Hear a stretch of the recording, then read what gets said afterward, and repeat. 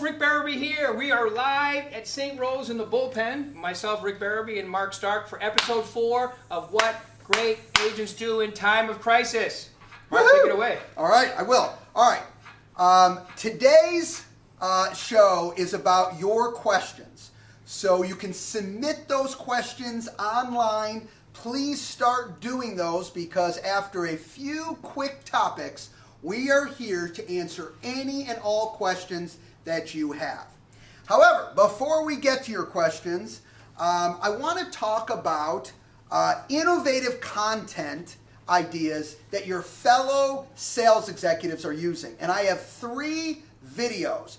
I'm only going to give you a quick taste of each of these videos because I want you to go to Facebook, all right, and check out the full video yourself, number 1. If they don't have it open to the public, no worries, befriend them. I promise you, they'll befriend you back and you can access that video. But for right now, these are ideas that you can utilize to communicate better with your friends, your clients, your sphere. So let's start off with our first one from Billy O'Keefe, who's out of our Sahara office in Las Vegas. Hello everybody, Billy O'Keefe with Berkshire Hathaway Home Services here in Las Vegas. I'm putting this video out. I promise everybody I do factual videos based on some questions people are asking me. And people are asking me what's going on in the market as far as the data, the sales, etc. So the information I'm going to give is only going back 24 hours. I can do more if somebody's request, but just contact me.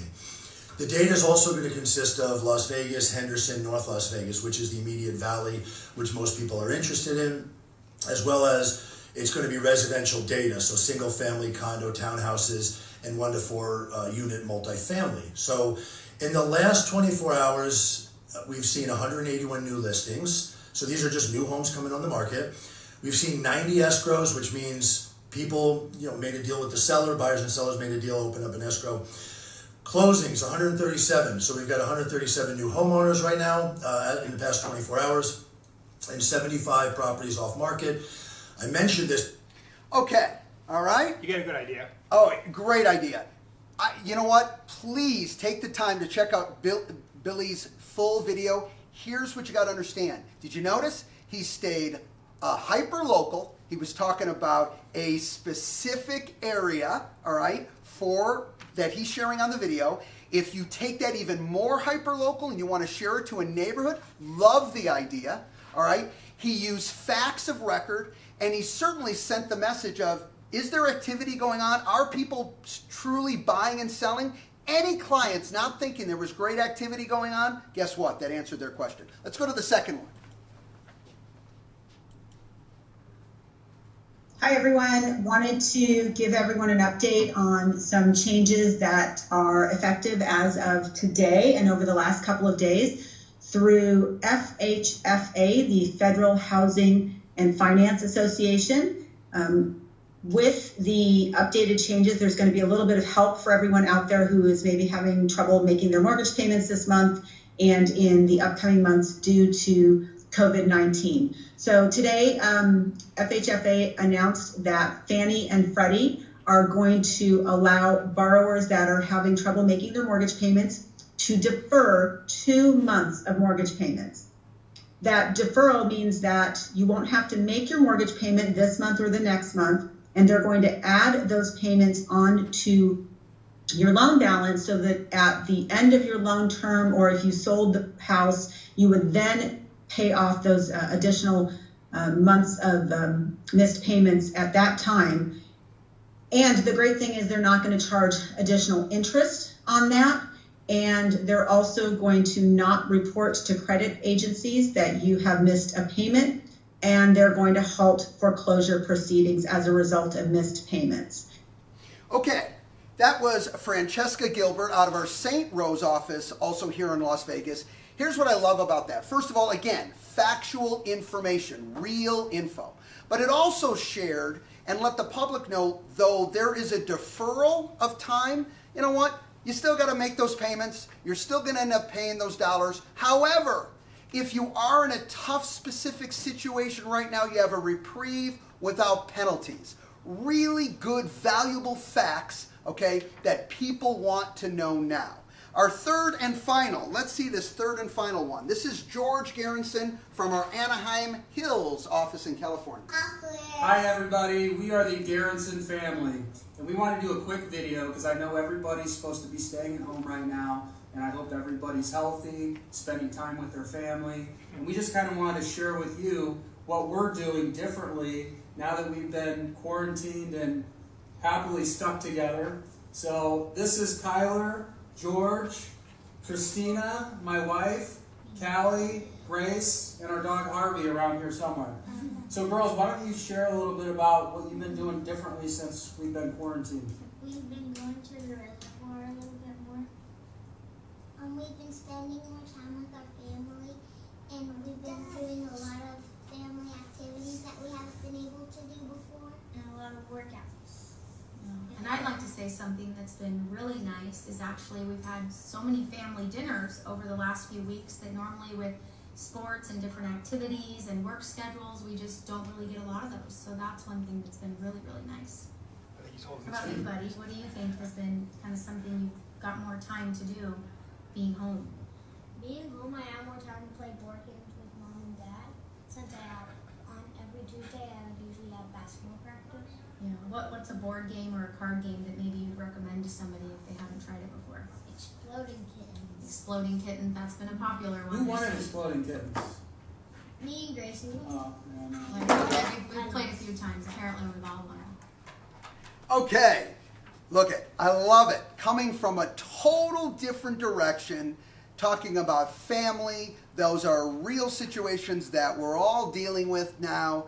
And you know what? Getting the family together, what I caught in just that first excerpts about dinners together, how easily that we can miss that and focus on that. So given great warmth and support for hanging out. And Mark, all three of them are just different solutions. They're not talking about the problem, they're talking about solutions that have gone. So they're all good positive messages. No, and it's great. And there's no wrong message here, and I know that all of you out watching today, you have your own message that you want to share. It can be short, it can be longer, whatever you feel, okay, your group of friends or past clients want to see.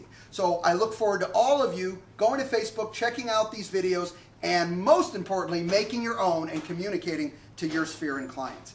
Secondly, this is just an announcement that I want to do. I've been getting a lot of questions talking about what's going on in the mortgage world, all right? And I had a video sent to me, and I think it did a great job in explaining kind of what goes on behind the scenes in the mortgage world. Talks about the secondary money market, hedging, the servicing business, and a little bit of unintended consequences that can happen when we're in a crisis like we are today. Now, I do want to preface this. Two things. One, this video is approximately 2 weeks old. The challenges you'll see if you decide to watch this video, okay, are already underway. The Fed knows about it, okay? The government overall knows about it. In fact, I heard them talking about this myself on CNBC. So the issues, I don't want you to go down doom and gloom and worry mode. I want you to understand more about how the market works. So when you listen to this video, listen to it to learn and grow, okay, your expertise around what's going on in the mortgage market. Keep that in mind. But they're already working on these issues. I'll tell you, when you have a challenge and a crisis like we're dealing with right now, you have unintended consequences. And guess what? Yes, you plug that hole and it caused another hole over here. Well, guess what? You go to plan B and you go, okay, didn't realize it was going to do that. And now we got to work on plugging this hole. All will be fine. But here's how you can check out this video. It's a longer video, approximately 55 minutes. In fact, you can skip the first 5-6 minutes because they're just getting the call together. I'm going to send it to every single branch manager in the company after I'm done here today with our show. And if you're interested, get with your branch manager. They will have a copy and they can forward it to you if you're interested in learning more about the mortgage market. Good. Okay? Awesome. Well, most importantly, what are we here today for? We're here Questions. for you and your questions. So, any questions? no one has any questions. Isn't that Made lovely? Statements. Would you like to hear the statements? Sure, give us a statement. Alex Iskandarian, Mark Stark is a true living legend. That was my favorite. Wow. Okay, they That's make a not my good point. About the living legend thing, I understand where they're coming from. Okay, I can tell you questions from my coaching. Okay, go for it. Okay, so a lot of people are asking, okay, so you have a farm today. What would you do with your farm today in these current conditions? Okay, so again, and I know we sound a little bit like a broken record with this, but it's just really key. It's all about communication today. I had a question that came in, and this is specifically about a farm. Is it okay to mail to my farm if I just had a listing or I just had a listing sell? Absolutely. Think about it. A little rule of thumb I would say, are you talking about facts? Not your opinion what could happen, but if you're talking about facts, you actually sold a house in there. Letting the market know that 502 Smith Street sold, there's nothing wrong with that, okay? The only thing I would add as a tagline, listen, and maybe in these uncertain times, if you have any questions at all about your neighborhood, about the market, I'm here for you. Here's my number. Please reach out anytime. Yeah, and that's what I would say when you're calling them, because I would recommend you do that. Because your sphere, your farm should be a lot like your sphere, and you should be calling them and at least once a quarter and checking in. If you have a sale, that's the best way. If there's a new listing, that's another good way. But you always start with, in these crazy times, and I know they're crazy, okay, but we just sold a home in your neighborhood. I love Gillies because it gives them, there's actually stuff going on right now. Yeah, you can't argue, is X happening, Y happening? You know what's happening when he shared it with you. One other aspect, I did get a question on, is it a good idea to door knock in this type of environment? And I'm going to tell you, and you're hearing it from a guy who built his business on door knocking, I would not recommend that this is the time to door knock. I think it just goes against what we're trying to really do, and that is make sure, do our very, very best to keep contact at a minimum, but that, to Rick's point, you're not going to get it through the telephone, so reaching out to them, okay, to talk to them, I think totally fine. Yeah, it's time to get good at the phone. Question, I'm still reluctant to reach out to my SOY. I'm not sure what to say. What do you recommend? That's a great one. All right, so again, do not skip that first message we told you to ask, and that is, how are you doing? How are you doing? That's it. And really find out, how's the family? How is it being with everyone at home, depending on what their personal situation is? So that's number one. I don't think there's anything wrong in saying, hey, listen, as this real estate market continues to evolve, do you have any questions about real estate? And if I don't have the answer, let me get it. And here's my advice to that. Please, please, please, do not give an off-the-cuff answer. How's the market? You know, things are really busy. Things are good. Don't make that mistake, okay? Two things you should ask with that. One, you know what? It's interesting you asked that. There's buyers and sellers. What aspect of the market are you more interested in learning about? Well, really about selling. Let me do this. Okay, great, selling. Got it. Let me get some real statistics for you on the market, and specifically what's going on in the neighborhood, and I'll give you a call back. This way you're not getting just conjecture or off-the-cuff comments. I will give you specific stats that I know you'll find interesting. Do you see the difference there, guys? Now, there's no argument to that. You're giving them real good quality information, and that's where I would lean. Rick? Absolutely, yeah. I agree with you 100%. I wouldn't, you know, and this time I think it's, you know, and I'm getting, while I'm doing my coaching, I'm getting all kinds of questions like, you know, are mortgages going to start foreclosing? All kinds of things that, this is going to be my advice. If you're watching the news more than 30 minutes a day, stop that. Get caught up, do something else. Like I love what the Garrison said about having family time and so forth, because, I mean, there's some crazy stuff going on. It is a bad situation, but some news people make it worse. So stay away from them. Great. Next Question from Harvey Blankfield. What do we say to buyers that think they can be extremely aggressive with their offers? Okay, so question is about buyers being extremely aggressive with their offers. So let's, again, facts will set you free. So first of all, we are not seeing, and you can get statistics on that. You can do it based on the neighborhood and or just overall on the market, depending on where the conversation's going, and give buyers the facts of what's going on with prices. You telling me I have to pay more? I don't know if I'm really going to internalize that. You showing me that the last 7 sales did not drop in price in the specific area that you want to buy, that will carry some weight. Second point of this is, keep this in mind, and I shared a little bit about this last time, is inventory is growing. So we're getting more listings. As odd as that sounds, we have more people looking to now sell their property for whatever their reasons are. However, at the same time, we've got approximately 50% of sellers out there who say, I'm not comfortable having anyone come in my house right now. I'd rather wait. So think about that. We're growing inventory a little bit, but 50% of that inventory we're not even allowed in. And keep in mind, we started with low inventory.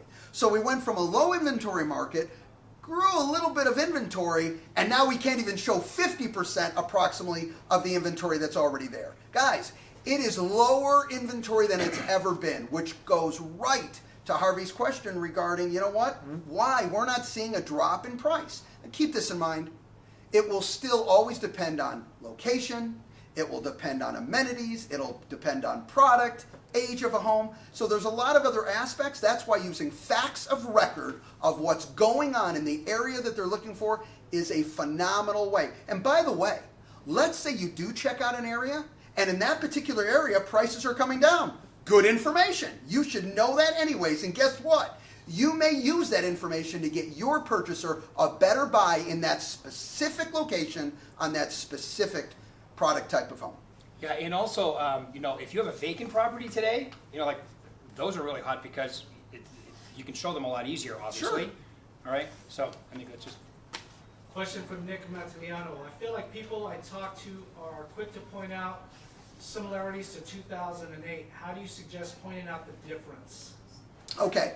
Yeah. Do you want to? Well, I was going to say, you go first, and then Okay. I'll give you mine. Listen, I got to tell you, there may be similarities that it feels like, and we have same emotional aspects, but I cannot tell you how different.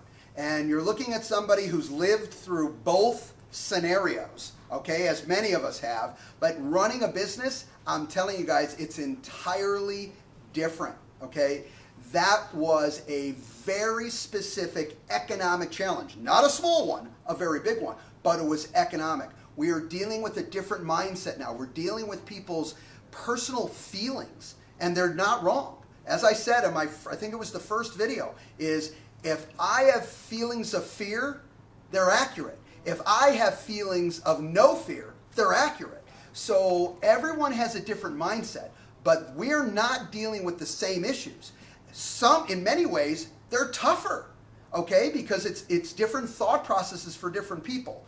That is why you will hear, and this is the one show I do enjoy watching, CNBC, because it's more about factual data than it is about opinion. You still get opinion, don't get me wrong, you still get opinion, but there's a lot of factual data. And what I like hearing is to see what's the consumer doing? What are businesses actually doing? How are people working with this? And one thing that they stress is this is very different than the downturn of 2008.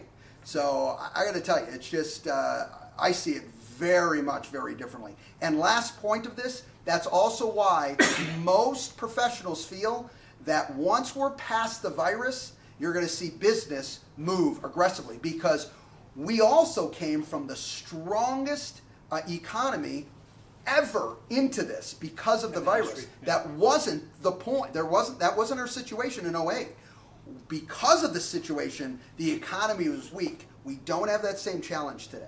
Yeah, also, in 2008, that was years. If you watch the movie The Big Short, give you a really good idea of what happened then.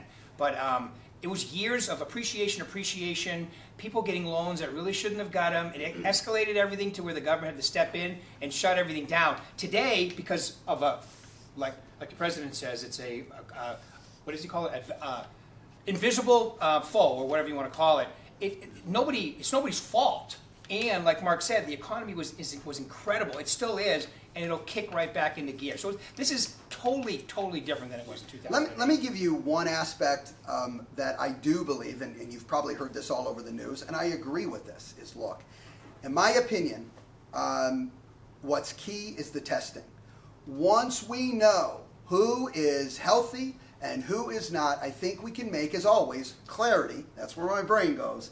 If we're clear and we say this group has the virus and this group doesn't, I would love to see this group get back into the economy, start going to restaurants, start going to entertainment. Because why? Because I don't know, do we have a laminate on? Do I have a little badge that tells me I've been tested and I'm clear? Whatever the case may be is, I think once the testing begins, that's going to be a big plus. Regardless of what the testing shows, at least we can make some logical decision of what's going on.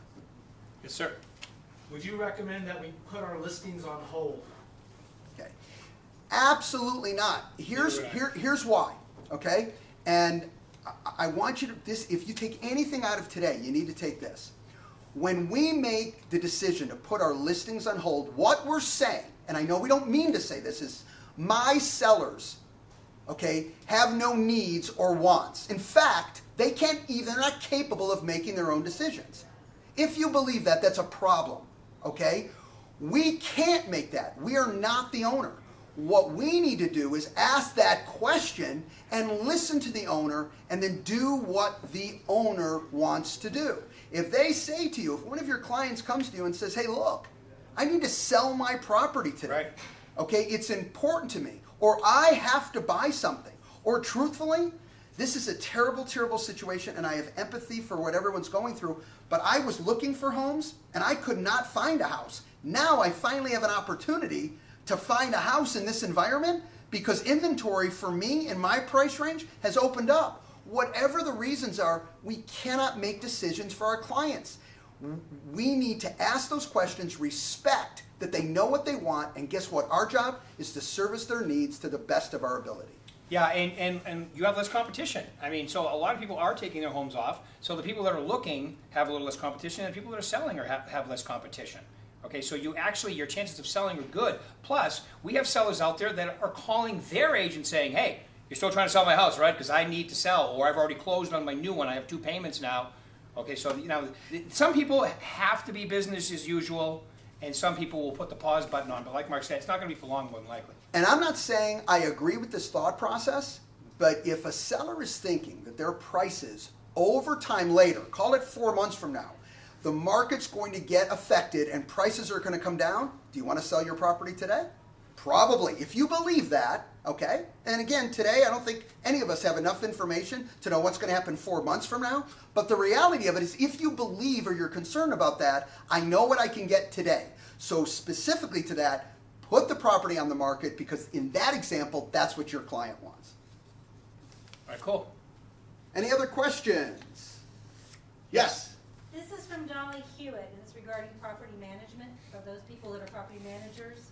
Anything regarding rents, I know we cannot evict. Are we as landlords deferring their rental payments as well? Okay, I apologize. Ask that again. Anything regarding rents, I know we cannot evict. Are we as landlords deferring their rental payments as well?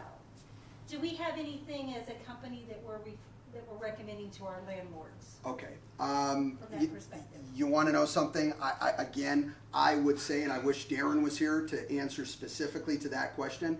And why don't we do this? Why don't we send that to Darren and we can get that back to ask to the managers as well as Dolly. But I will say this, the first inclination that comes to my mind is we don't recommend anything along those lines. I think that will happen automatically. There will be people, there will be people who need the deferral, and there will be people saying, I don't want that over my head down the road. Exactly. I would rather pay that today and not worry about it because I can, and I'm grateful because I still have my job or I have money saved. So I would let that decision be made by the individual, but we can send that to Darren and ask if he has any more background information on that. Any other questions? Did you have a question? No, I just asked if you could repeat the question because we couldn't hear it. Okay, you couldn't hear the question. Got it. Okay, I apologize. That question was about property management and, asking buyers, asking our owners, or should we recommend something to our owners in one way, shape, or form? And the real answer is no. We're not in a position to recommend. What we are in a position to is based on what actually happens Right. and what the tenant does, we can do our very best to help our owners through any scenario. So, any other questions? All right. I think that's it. Yeah, that's it. Rick, thank you. Thank you. Thanks everybody. everybody. Okay.